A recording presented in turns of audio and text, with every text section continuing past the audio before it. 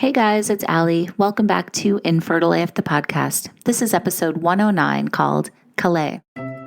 Hey everyone, it's Allie and Blair, the co-founders of Fertility Rally, and we wanted to tell you about an amazing event we're hosting on Saturday, April 17th. The event is called Fertility Rally Live, an all-day virtual celebration of the infertility community for anyone and everyone building their modern families and seeking empowerment, education, support, and community. Our speakers are some of the biggest names and brightest minds in the infertility community and beyond. Our morning keynotes are Mina Starsiak-Hawk and Steve Hawk from HGTV's Good Bones, and our afternoon keynote is Jessica Zucker, PhD and author of the acclaimed memoir, I Had a Miscarriage. In addition to those two amazing keynotes, we're hosting a couples panel, a female physicians panel, and 16 breakout sessions covering everything we could squeeze into one day, including surrogacy, IVF, pregnancy after infertility, male factor infertility, donor conception, embryo adoption, recurrent pregnancy loss, and so much more. There will also be tons of giveaways all day long from fertility-friendly and wellness brands. And of course, a happy hour with a very special guest, a VIP after party, and a virtual swag bag worth hundreds of dollars. If you or someone you know is navigating infertility, you will love our event. We are here to empower and educate you and have some fun along the way, of course. Tickets are on sale now at fertilityrally.com. Head over to our IG at Fertility Rally for even more info on speakers and tickets. We can't wait to rally with you. Hello, Infertile AF listeners. My name is Arden Cartrette, and I'm the host of a brand new show, the Miscarriage Doula Podcast, named after my doula business, where I help women in the midst of their miscarriage journey and as they navigate life afterward. Weekly, you'll hear stories from women and men who recount their miscarriage journey in an attempt to make you feel less alone. Other guests that you can look forward to are Shara Hutchinson, the author of I Still Want to Be a Mom, Amy Beckley, the founder of Proof Test, and Jessica Zucker, who created the I Had a Miscarriage campaign. Subscribe in your podcast app and follow me on Instagram at The Miscarriage Doula. I'm partnering with Circle Surrogacy and Egg Donation, which recently reached two important milestones themselves: 25 years in business and bringing 2,300 babies into this world. What sets Circle apart from other surrogacy agencies is that almost half of the staff have personal experience as a surrogate, parent through surrogacy, or as an egg donor, or has grown their families through IVF or adoption. They are passionate about helping others achieve their dreams of having a baby because they've been there themselves. They provide exceptional knowledge and experience, fixed costs and financing, and have a 99.3% success rate. Learn more at circlesurrogacy.com and follow them on social media at Circle Surrogacy. All right, guys, I am so thrilled for you to hear my conversation today with Kellee Stewart, who is a powerhouse in so many ways and definitely one of the coolest people I've met recently in this infertility community. She has so many cool things going on. She's an actor, a writer, a producer, and an advocate for proactive fertility, health, and knowledge. And on Wednesdays, she hosts Warrior Wednesday IG Lives, featuring truthful and empowering stories of infertility told from Black women's experiences and some guys too. And she recently launched the website Warrior-Wednesdays, which has a blog, testimonials, all of her episodes from these IG Lives, and much more. So today, Kellee and I are going to talk about the lack of sex education that young women get. We're going to talk about how she froze her eggs after a long-term relationship came to an end, the misconception that Black women are fertile, finding doctors that don't brush you off, the movie that she wrote about infertility that she's going to film and star in this summer, which I'm super excited about, and so much more. So it's a great conversation. Definitely give it a listen. Without further ado, this is Kellee's infertility story.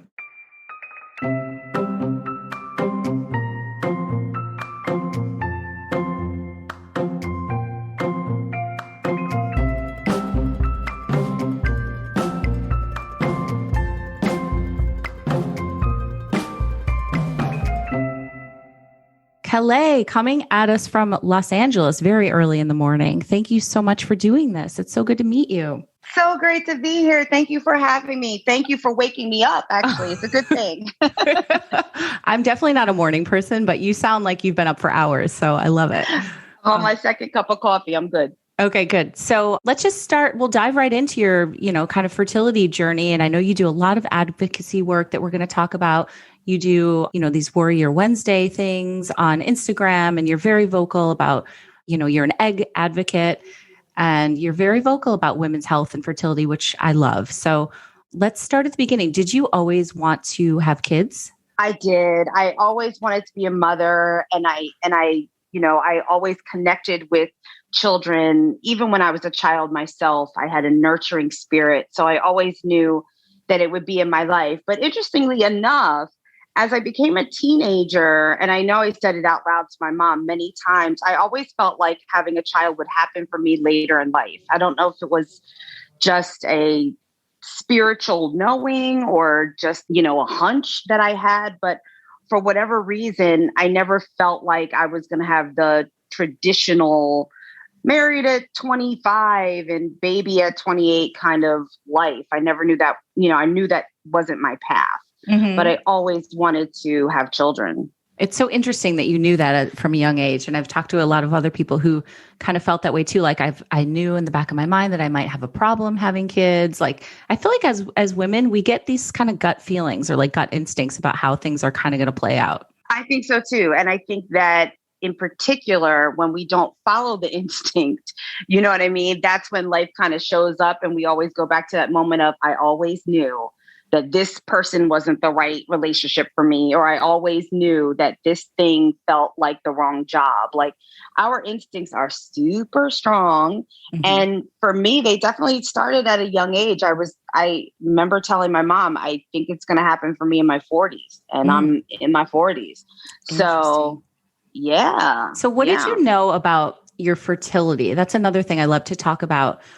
Just what we learn growing up, for a lot of women around our same age. I'm a couple years older than you, but, we learned don't get pregnant. It's so easy to get pregnant. You're a tramp if you get pregnant, it's so much obviously more complicated than that. And I think that, we had a disservice growing up because we didn't know really what was going on with our own bodies, or I didn't at least, but would you agree with that? 100%. I knew not one damn thing about how my reproductive system worked, other than if you have sex, you could possibly get pregnant, and don't do that in high school. Don't do that in college. But I knew nothing about fibroids, endometriosis, PCOS, adenomyosis. I knew nothing about any kind of underlying conditions. Although even at a young age, I had friends that would have to stay home from school because their periods were so bad. And in our community, it was more like, oh, that's just the way it is. She has bad periods. No, she had fibroids, or she had an underlying condition that nobody knew about. And for me, and this is not to say anything was wrong with, the talks that we had as women in my family, but there really was an assumption that you're fertile. You'll be fine when the time is. Don't you worry. It was, very that all the way through my 20s or even my 30s. My mom used to nickname me Fertile Myrtle, and which was a cute little fun thing. But it always kind of struck me that, how do I know though? And is there a way to know? There wasn't. And then I wasn't really proactive about it because you just kind of cross the fertility bridge when you come to it. But when you're trying to get pregnant and it's not working, that fertility bridge is a panic zone. And so it's almost like, look, we actually know where the bridge is. So we should figure out what's on that bridge prior to the try. You 100%. Know what I mean? Yeah. It would be great if young women got like a series of baseline tests. Like, this is your, this is X, this is Y, just to kind of know what was going on with them. And also just to be told that it's not easy getting pregnant. It's actually, there's a very small window when it can happen, We are all little teeny tiny miracles of all the things that need to happen for the egg and the sperm to meet, and the fallopian tubes, and to implant in the endometrium lining, and for the pregnancy to be active and go all the way to 40 weeks to be here. Like, there's all of these miracles that literally need to consistently happen for us to be born. And we don't have any clue about that, about how hard it is not just to get pregnant, but, for a lot of us to stay pregnant. And so, there's a lot of education that is missed that we do not commonly get in health class and, and in our higher education about what our bodies do. So it's a real disservice to us that we don't have this information until we're panicking because we're trying to get pregnant and it's not working, Yeah. And I definitely want to talk about all the education that you're doing. But before we get into that, you mentioned the fertility bridge. So tell me about when did you get to that point when you even got on the bridge? When did you step onto the fertility bridge and start? When did my behind get there? Right. Well, exactly. You know what? I was hanging out in my life thinking that, everything would just happen whenever it happened and not worrying too much and not, doing too much. I remember I would ask my gynecologist from time to time in my 30s, hey, I might want to get pregnant one day soon. And, oh, you're okay. You're still, you're 30, 31. You should try soon. But, it was always kind of brushed aside. No one ever gave me any indication that I would have a problem, whether it was my family or whether it was an OBGYN appointment. I happen to look young, y'all, which is something I like. But sometimes I would have to remind my OBGYN how old I was because she didn't necessarily look at the chart and look at my age that way because she was kind of thinking, you still got time. No, well, we don't know. But I was in a 7-year relationship with a person with sperm. And I really thought that this was the only thing that I wanted at the time. And I was kind of lying to myself. He wasn't the best of partners, but I figured I don't want to be single in LA and then try to have, meet somebody else and have a baby. So I'm just going to stick this shit out. Well, not the right thing to do. And after years of trying to figure that out and counseling and cheating and all of this crap that I took on for myself, we had our final breakup because, breakups kind of go back and forth a couple times before you put that nail in the coffin. Of course. And you know how it is, the bull crap. So when he left for the final time, the door slammed and I'm a woman of faith. Everybody has their different thing. I am a woman of faith. And I literally heard God say, go freeze your eggs. Whoa. In my spirit, in my soul. And it was profound. I didn't cry. I didn't get in my bed and grab Ben & Jerry's ice cream. I was like, word. And I got on the phone and I called my OBGYN and I said, okay, God, if this is you, then this will flow. This will make sense. And when I got on, they gave me a referral and then I called the fertility clinic, did a little bit of research online. And I just wanted a consultation. Just what does that sound like? What does that look like? And they said, well, we would, need you to come in while you're on your cycle. I happened to have just started my cycle when I was breaking up with him.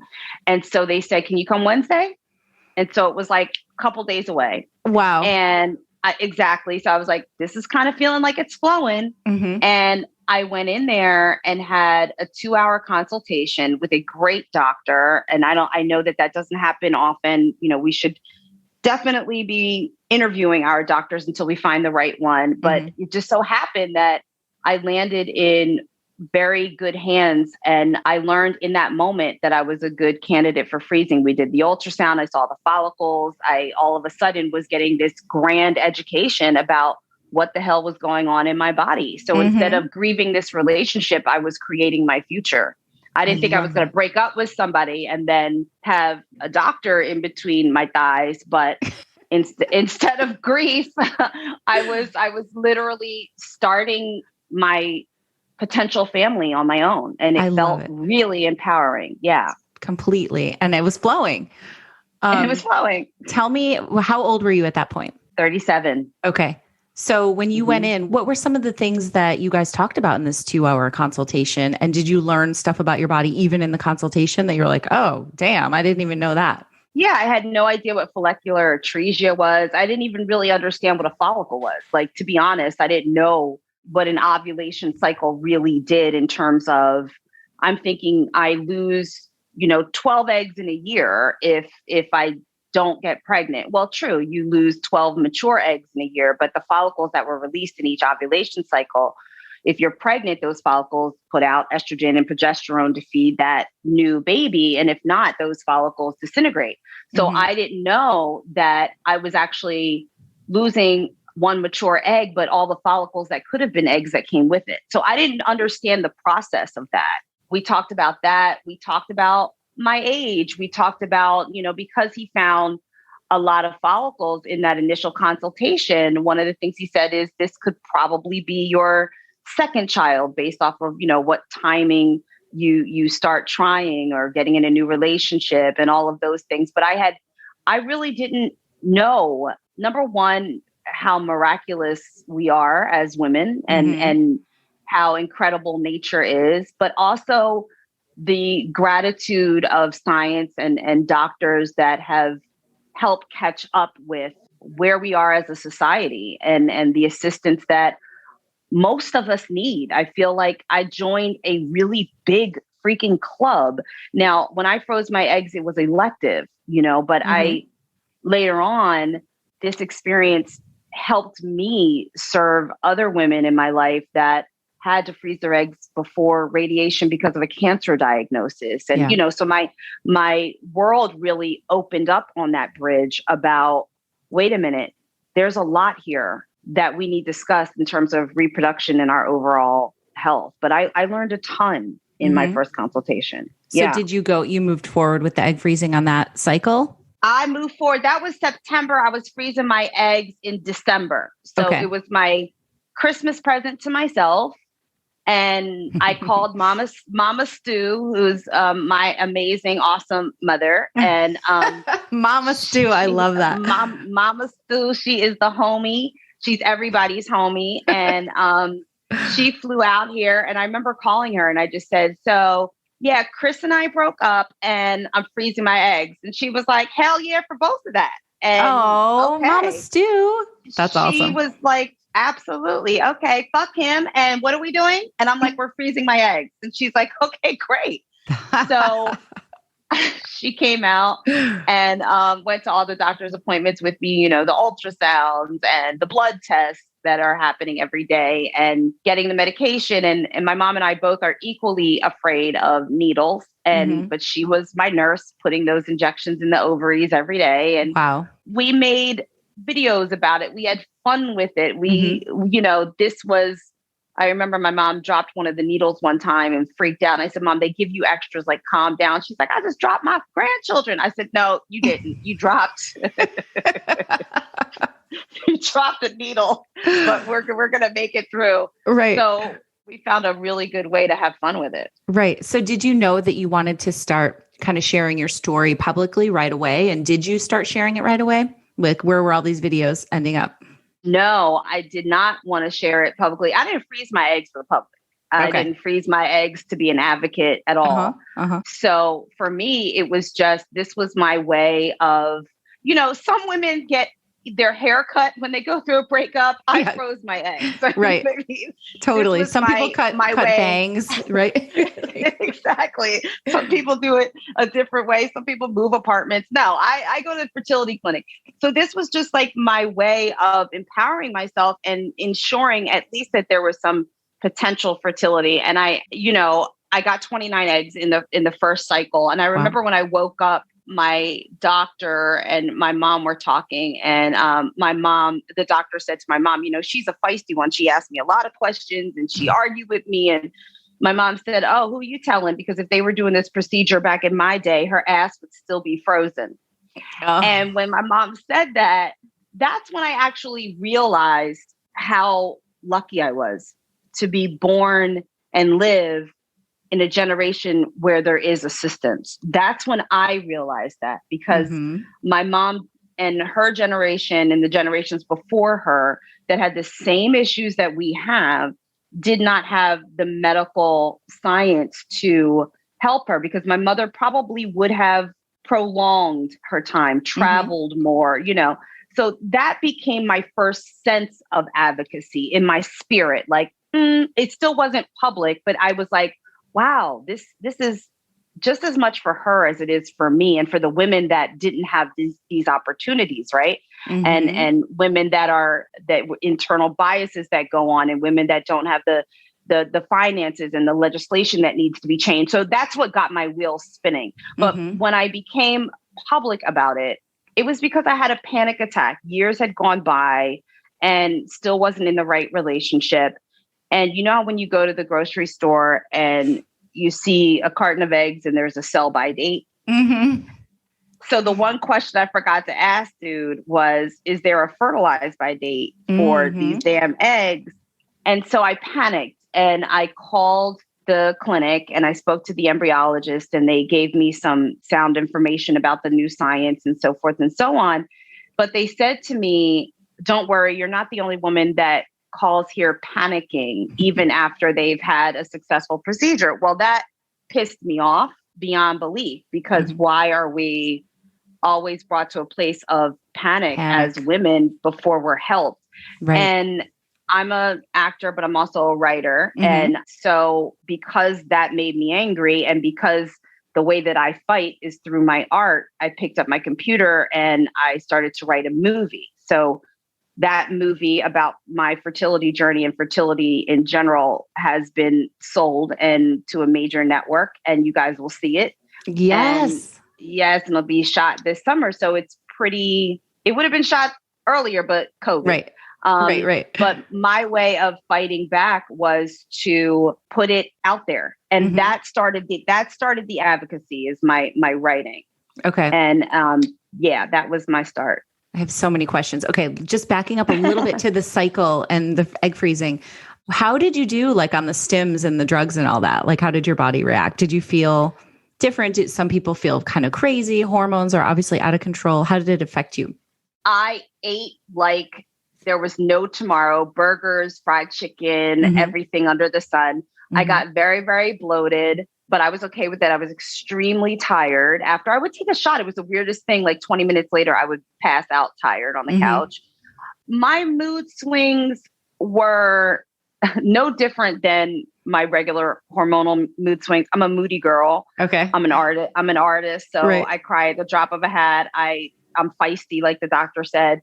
So if I was going through extreme mood swings, my mother would know that a lot more than I would. I was just in it. But I was so, I was already going through a breakup. So there was, you know what I mean? I had a lot going on. Yeah. So I wasn't really paying attention to that part of it, to be perfectly honest. I had a goal in mind: get as many eggs as you can. My doctor had an ego. I usually don't work with men when it comes to my vagina, but he had an ego about how many eggs he gets and, how many eggs he's retrieved from women. So I was like, yeah, I want that. I want the dude that wants to make this a contest with himself. I don't give a shit. Like, just get as many as you can. But I didn't really, I was affected by it, but it was at that time in my life, and still it was worth it. It was worth it. So then when you saw the sell by date at the grocery store, how long had your eggs been frozen at that point? They had been frozen about 4 years. Okay. Yeah. They had been frozen about 4 years. Yep. All right. I also want to ask about the faith piece of this, because, sometimes there can be a conflict with women of faith, or thinking about, like what you should be doing and shouldn't be doing. Did that come into play at all for you? Like, did you have any internal conflicts about, this is the plan, or don't have medicine intervene, or science, or anything like that? I don't want to put words in your mouth at all. So if you didn't, cool, that's your story. But I'm curious if it came into play. No, because like I said, I heard God say, go freeze your eggs. Okay. So for me, it was, the start of it was from a spiritual place. Love it. That being said, again, and then when my mom was talking about the fact that if they were doing it at her time, that I would probably still be frozen, was another kind of like cornerstone of faith for me, of how far we've come in certain opportunities. But I constantly ask God about what I'm doing. And if it doesn't feel right, he tells me. If it feels right, he does. And so when you asked me earlier, like, did you always want to advocate for it? And I said, no, I didn't freeze my eggs for this. Now that I'm on the platform that I'm on, now that I sold the movie that we're going to shoot, that's going to help a bunch of women learn more about their reproductive system. Now I know why God had me freeze my eggs. Mm-hmm. Let's take a quick pause for an ad break, guys. I'm here to talk about a new podcast I discovered called the All Inclusive Podcast. If you know me and you follow me on Instagram, you might remember that my word for 2021 was inclusion. So when I heard about the All Inclusive Podcast, I had to give it a listen.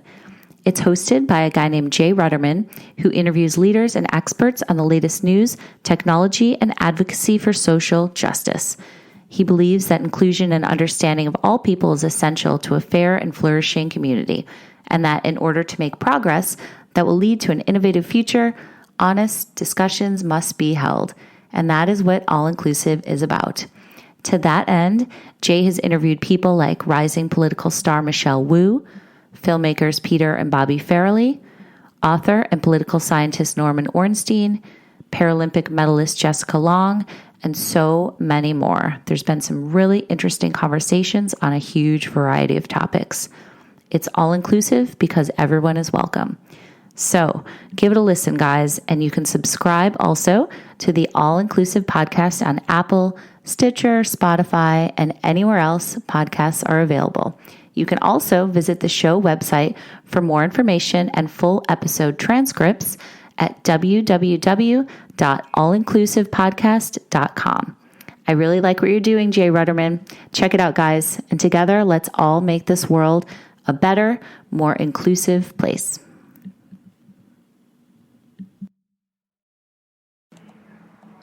Hold that thought. So, guys, most of us have the best intentions to eat better, cut back on takeout, make home-cooked meals, but really, it doesn't happen, especially during a pandemic. With today's unpredictable times, even a trip to the grocery store can be stressful. Enter Gobble, a meal kit delivery service designed for real life. It's easy, it's delicious, and it's a great way to create a healthy meal routine that's personalized for your busy lifestyle. And I have a really good deal to get you guys started. With Gobble, no matter how crazy your schedule is, you can still get a nutritious, flavorful, homemade dinner on the table because it only takes 15 minutes. Truly. And there's no menu planning, no shopping, no crazy prep time required. Gobble has an army of sous chefs who do the time-consuming work for you. They pre-portion and prep the fresh, high-quality ingredients, they create spice blends, and they simmer the perfect sauces. All you have to do is pick meals from Gobble's extensive dinner menu each week. They have a huge variety of flavors, classic dishes, global recipes, vegetarian options, and even a line of lean and clean recipes that are low-cal and low-carb. Here's how it works. The Gobble box is delivered fresh right to your doorstep, and it's ready to serve in just 15 minutes. According to Business Insider, it's the easiest meal kit I've ever tried, and it tastes great too. Plus, it's not a big commitment. You can skip delivery weeks or cancel the service at any time. All right, so here comes the offer. Gobble is offering you guys, as Infertile AF listeners, an awesome limited time deal. 6 meals for just $36 plus free shipping. That's dinner for 2 for 3 nights for just $36. To get this special offer now, go to gobble.com/infertileaf. That's gobble.com/infertileaf for 6 meals for just $36. Do it, guys. Gobble it up. So my faith has grown from this experience. Yeah. Never was it challenged, because the reality is my frozen eggs that are in the freezer even to this day are doing more for my life now, unborn, than I ever could have imagined the day that I got them retrieved. So faith has shown up big time. Now, there are people that think, you know what, you're messing with God. Don't put science with what his plan is. Right. And that's what I was kind of alluding to. Yeah.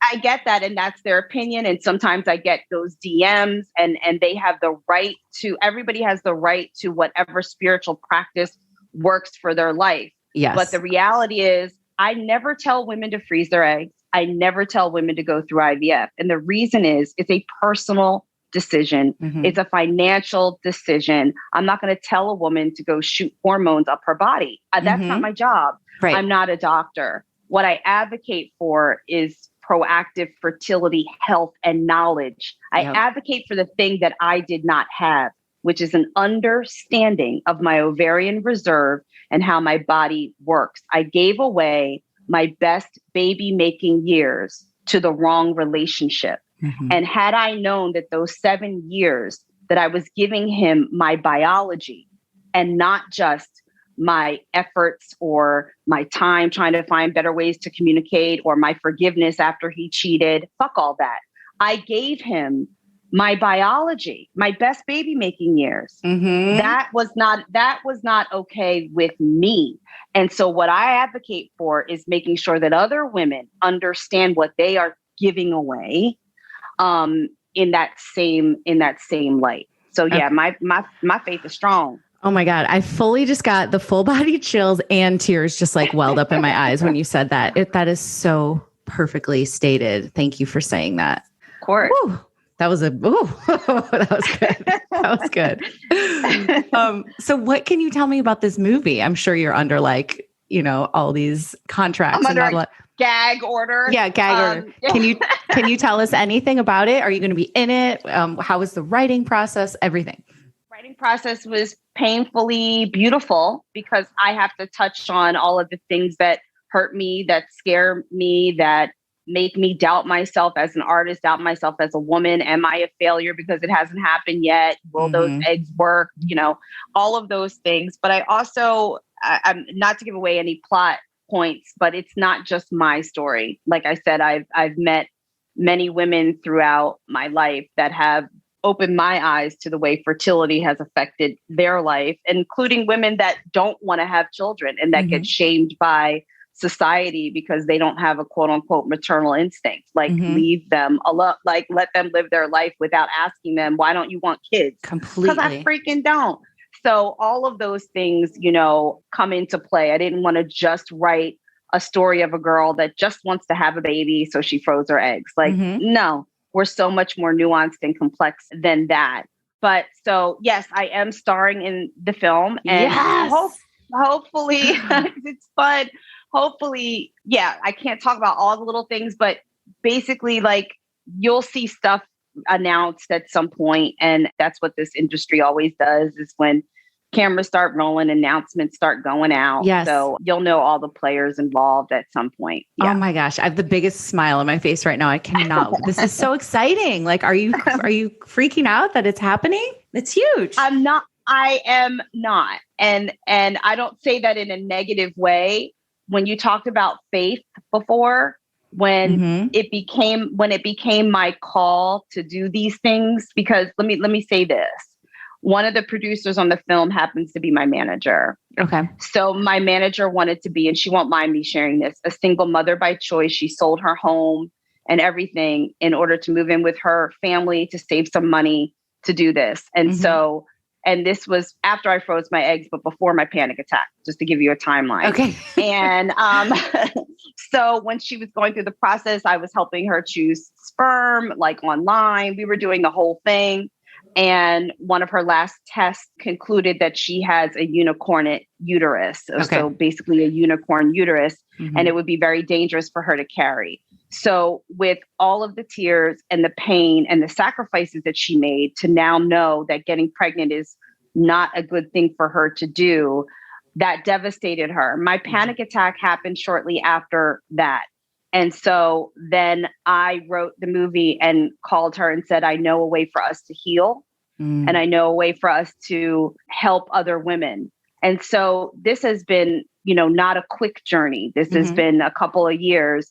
And so when you say are you, I'm not freaking out. And when I say that, I don't mean it in a negative way. Am I happy? And I'm oh my God, it's finally happening. Right. Yes.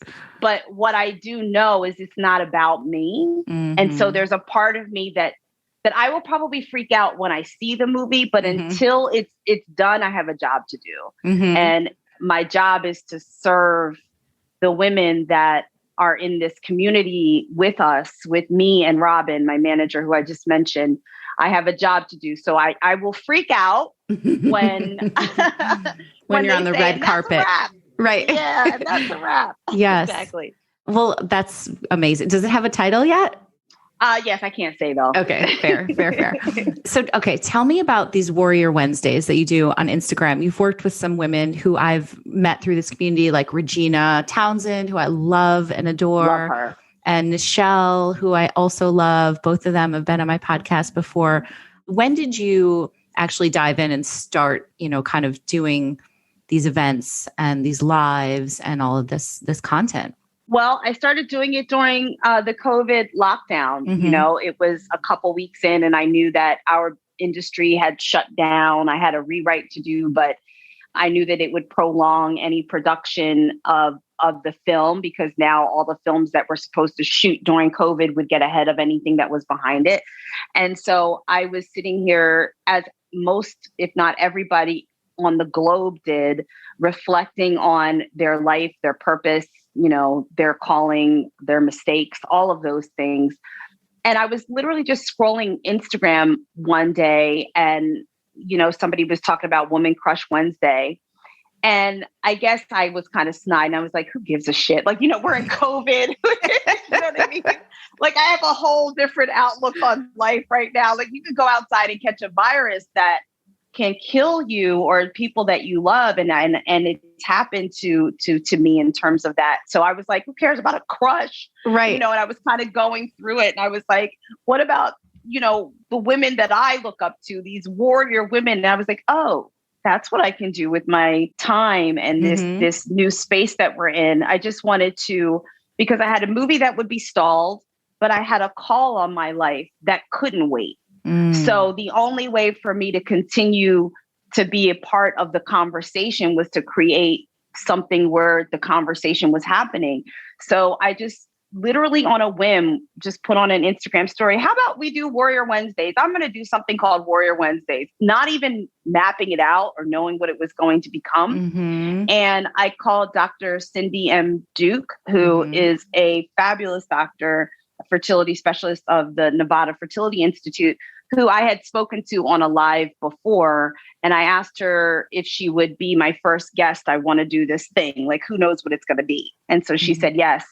And from there, it just became a weekly Instagram show for raw, transparent conversations about fertility and women's health. And a lot of it is told through culturally the Black female experience because we are not on the broader scale conversation of infertility.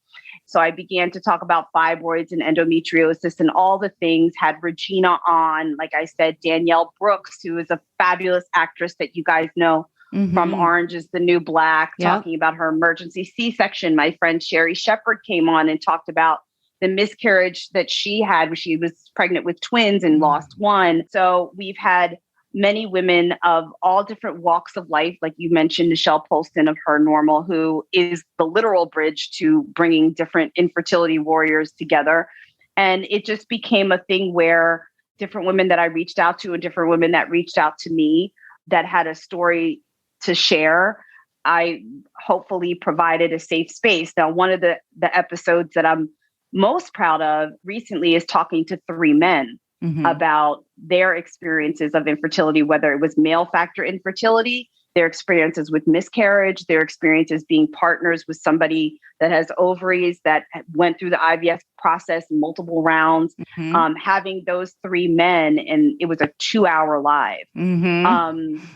Break down in tears, honey, and tell their truth of their fears and their exhaustion and not being people that are, that it's not normal for them to express this. And even my pre-interviews with them were very tender and delicate because this was a very scary thing for them to do, but they freed so many people. And our warrior community just cheered them on. It's really so powerful. And I agree with you. It's so important to get the guys talking about this too, Yeah. I'd love to hear more about your, Black female experience going through this. I talked to Regina about this at length and Nichelle Sublett too.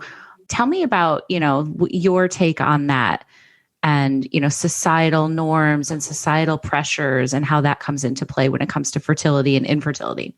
Well, there's, multiple things. I'm sure you know about J. Marion Sims, who's deemed the father of gynecology, who did experiments on enslaved African women without anesthesia, and the internal bias and the valid mistrust that Black women and women of color have for the healthcare system. It has not been care for us. And so with women, Black women experiencing higher birthing mortality rates and infant mortality rates, and our pain is not believed or accepted, and disproportionate healthcare in just so many different ways.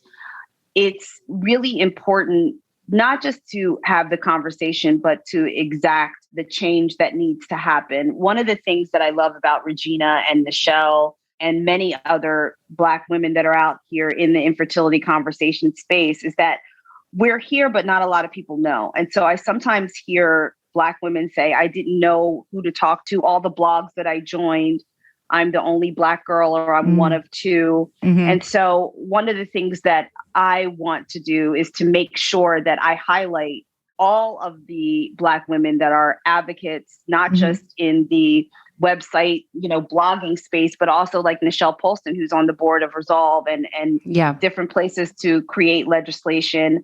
And then just, within our community itself, within the Black community itself, because of the history of health and not care in this country for Black people, because of the history of Tuskegee and J. Marion Sims and all of those things, sometimes even in our own community, there are myths that need to be debunked.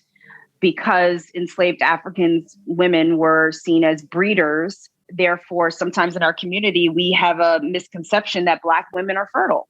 And it's the complete opposite. And, we are sometimes more, have more issues getting pregnant than our white counterparts. But because we have this notion that has traveled throughout our DNA for centuries, we have to stop saying the things that are not true and start honoring, that our experience, what it really is. And so that we can seek the care and the assistance that we deserve. And highlighting Black specialists and fertility doctors, because listen, I'm going to be completely transparent. I feel more safe and comfortable with somebody that looks like me. And until this world changes, where we're not getting killed on the street because we're literally just outside. There is some things that no matter how much we want to, sing Kumbaya together, are just not the truth. And so when it comes to your health and to your care, finding a physician that makes you feel at ease, and that doesn't necessarily mean that it has to be a physician of color, but it's a personal thing. It's a personal thing to find somebody that speaks into your listening, that believes your pain, that doesn't brush you off to the side. And we have not been, what happens when society discriminates to this level is that we actually have to be trained to advocate for ourselves. Do you know what I mean by that? Like, because these microaggressions become the norm to the point that you aren't really realizing that this is bias, what's happening to me. And I don't know how to advocate for myself. So I've had a ton of women, young Black women especially, say things, well, my doctor just said this, so I just believe them, not knowing how to use their voice yet. So I don't judge it. I don't say you're wrong.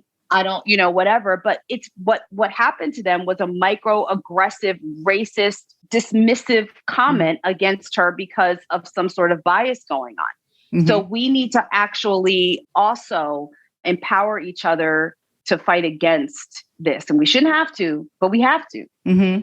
Absolutely. Yeah. It's so important. And you're doing such important work and highlighting these just incredible women across the board. Tomorrow, I'm launching the Warrior Wednesdays website where all of the videos will be collected along with resources and that's so great. Blogs, and you can upload a 2-minute testimonial. So a bunch of my cool friends are going to have a live Warrior Wednesday birthday party for me, and we're going to launch this website together. So that's so fun. It'll be a good time. That's amazing. So where are you right now in terms of your fertility? And do you know what's like next steps or anything for you? You know what? did. It's interesting because I'm in this world of infertility. I that you hear me hesitating is because so many things are triggering. When people ask you, you know, when are you going to have a baby, or when are you going to defrost those eggs? We want this baby. Like, I froze my eggs to take the pressure off. Yes. So oftentimes, you know, people put the pressure back on. And so I apologize if that triggered you by me asking that. No. It actually did not. Please. Actually, no need to apologize, because the reason you'll see what I mean. Okay. It wasn't triggering in that light for me. I choose to speak about it publicly. But what I meant was, it can be triggering is that because I speak to so many women that have a lot of underlying conditions and situations going on, I just found out recently that even at my age, I have a ton of eggs left. Mm-hmm. And that's really good news. Mm-hmm. But it's news that I wouldn't, you know, I wouldn't share without knowing that it could trigger somebody. And then at the same time that I want to share because it can give somebody hope. So what I meant by that was, when you said, well, what's next for you? I literally just had an appointment, and she thought that she felt a fibroid. And because I've done all of these talks and things like that, I know all of the symptoms from all of my warrior friends. Mm-hmm. And I knew in my spirit, I don't have a fibroid. And I knew that. And so she said, I need to do an ultrasound. And I said, okay. And I even said out loud, I don't have one, but go ahead. And she did the ultrasound, and we're looking at the screen, and she said, damn, you have a ton of eggs left. Mm-hmm. And I closed my eyes. So earlier when you asked me about faith, and at the beginning of this interview, when I said I always knew this would happen later for me, it was like, it was God saying, I'm keeping my promise to you. Mm-hmm. Because when you reach a certain age, you know, and you do that ultrasound, you don't know what you're going to see. Yeah. And as a child, when I knew it would happen later, and I have 29 potential babies frozen, and even if I adopted, even if I fostered, I know I'm meant to be a mom one day. But there was a sigh of relief that my spirit wasn't wrong. And that the only reason that she thought she felt a fibroid is because I believe God wanted to show me. Wow. That what you felt as a child was true, and you froze those eggs. And I told you because I put this call on your life to be a part of this community and help create change with other women besides you that are also helping to create change through their experiences, through their losses, through their IVF rounds, through their miscarriages, through their PCOS, through their fibroids, all things that I haven't experienced. Mm-hmm. But I've experienced a deep longing and a deep loneliness.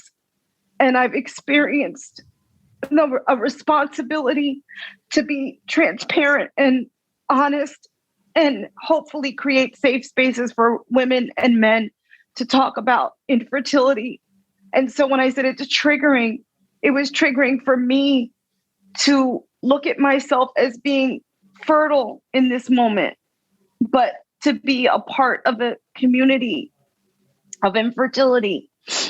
And so I haven't shared that with my Warrior Wednesday family because I want to hold their hand. But I also know that it might give hope to, and hey, that doesn't mean that those eggs are of the best quality. I don't know. I haven't tried to have, I understand how this works biologically. We all know it's about the quality of the eggs, and they are older and all of those things. But there was a moment with God there that let me exhale. So that's what I meant, is that I always want to keep the women, because I mainly talk to women in my life, protected emotionally. Yeah. And sometimes that means I keep things to myself a little bit. Yeah. Yeah. Oh, wow. That was a moment right there. I'm sorry. No, don't be sorry. I'm glad you asked. I love that you're so transparent and, vulnerable. And I think that all of us who are out here trying to make these changes and support these people and give them that space like you're doing and like I'm doing, we have that empathy where you walk that line, right? Like you don't want to ever say anything that hurts people, but the fact of the matter is people are in pain and sometimes they do get hurt by things where you might be trying to give them hope. So it's tricky. It's tricky, but it is. It's tricky. It's tricky. You just gotta kind of follow your heart. Yeah. Cause if you had asked me that question before that doctor's appointment, I'd be like, oh girl, I don't know. One day I'll do this. Maybe I'll do that. Totally. But then when, on the heels of it, it's like, I had my own emotion about, again, not knowing the quality, but had my own emotion because it was an encounter that I had with God. And now I am, to your point, empathetic. And this is my sisterhood. And totally. I know the triggers. I know them and it ain't going to come from me.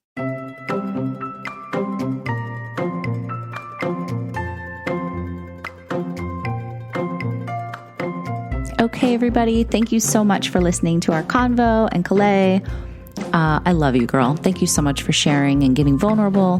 Can't wait to see all the incredible things you are doing and are going to do and that you have planned. So on another note, guys, Fertility Rally Live Spring Edition is happening very soon on April 17th. We would love it if you guys would come and check out all the amazing programming we've put together. We've got Mina Starsiak and Jessica Zucker as our keynote speakers. Mina's from HGTV. Jessica Zucker is the author of I Had a Miscarriage. We've got a Run It Like a Girl female physician panel. We've got a couples and infertility panel. We've got 16 breakout sessions covering everything from secondary infertility to surrogacy, to childlessness after infertility, to IVF and egg freezing, breakthroughs in genetic testing, repeat pregnancy loss, and so much more. So definitely check out our site at fertilityrally.com. You can see more on our Instagram at fertilityrally. Also, even if you can't make it live, you have access to everything for 30 days after the event. So come and feel empowered and feel supported. And you will also get lots of giveaways. We have tons of sponsors who are donating items and we're giving them all away throughout the day. So connect with your fertility community and just have a great time with us. We would love to rally with you. Hope to see you guys there. And I'll talk to you guys next time. Thanks.